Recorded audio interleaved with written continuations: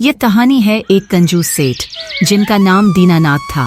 वह एक बड़े शहर में रहते थे और अपनी संपत्ति के लिए प्रसिद्ध थे।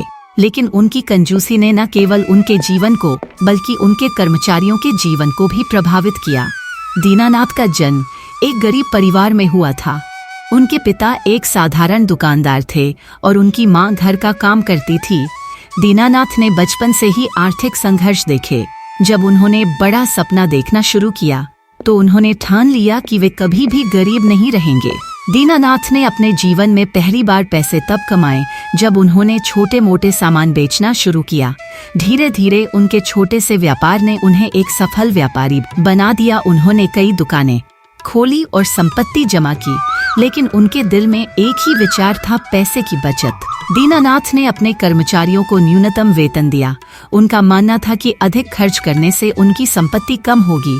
उन्होंने अपने नौकरों को हमेशा टाल दिया।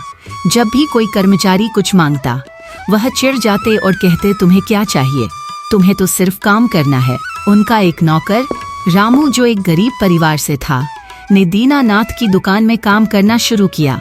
रामू दिन रात मेहनत करता था, लेकिन दीनानाथ ने उसे कभी भी ठीक से वेतन नहीं दिया।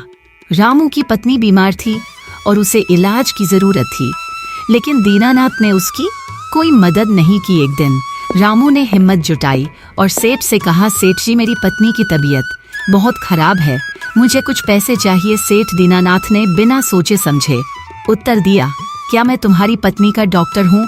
तुम्हें अपने खर्चों का ध्यान रखना चाहिए।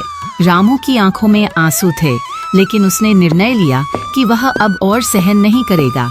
उसने अपने दोस्तों से मदद मांगी और तय किया कि वह सेठ की कंजूसी का विरोध करेगा। रामू ने अपने साथियों के साथ मिलकर एक योजना बनाई।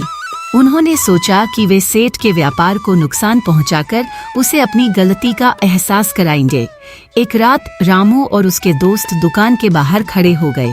जैसे ही सेठ ने दुकान खोली, उन्होंने शोर मचाना शुरू किया और ग्राहकों को भगा दिया। धीरे धीरे दीनानाथ का व्यापार प्रभावित होने लगा। सेठ ने समझा कि कुछ गड़बड़ हो रही है। उसने अपने कर्मचारियों से पूछताछ की, लेकिन कोई भी खुलकर कुछ नहीं बोल सका। दीनानाथ परेशान था और उसकी कंजूसी अब उसके ही खिलाफ हो रही थी। एक दिन दीनानाथ ने रामू को बुलाया और पूछा, क्या तुम जानते हो कि तुम्हारी हरकतों से मेरा व्यापार प्रभावित हो रहा है? रामू ने हिम्मत करके कहा, सेठ जी, यह आपके कंजूसी का परिणाम है। आप हमेशा अपने कर्मचारियों के साथ गलत व्यवहार करते हैं। हमें जरूरत है कि आप हमारी स्थिति को समझें।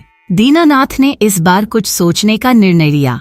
उसने महसूस किया कि उसकी कंजूसी ने न केवल उसे बल्कि उसके कर्मचारियों को भी प्रभावित किया था। धीरे धीरे दीनानाथ ने अपनी सोच में बदलाव लाया।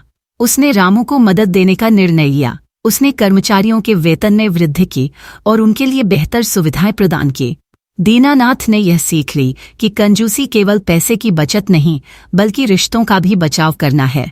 अब वह एक सफल व्यापारी के साथ साथ एक अच्छे इंसान भी बन गए थे। यह कहानी हमें सिखाती है कि धन की बचत महत्वपूर्ण है, लेकिन मानवीय संबंध और समझ उससे कहीं अधिक महत्वपूर्ण है।